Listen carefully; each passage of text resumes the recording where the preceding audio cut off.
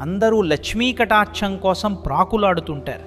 కానీ ఆ తల్లి ఇచ్చే ఐశ్వర్యం వెనుక ఉన్న అసలు రహస్యం మీకు తెలుసా? విష్ణుమూర్తి ఆ తల్లికి ఇచ్చిన వరంలో ఒక అద్భుతమైన మెలిక ఉంది.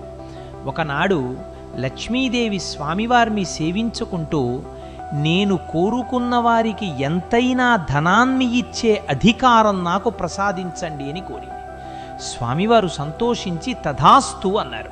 కానీ అక్కడ ఒక చిన్న నియమం పెట్టారు. లక్ష్మీదేవి ఎంత ఐశ్వర్యాన్ని ఇచ్చినా విష్ణుమూర్తి తలచుకుంటే దాన్ని మరుక్షణం వెనక్కి తీసుకోగలడు. ఇది గమనించిన సరస్వతీదేవి తమకు లక్ష్మి కంటే గొప్ప వరం కావాలని కోరింది.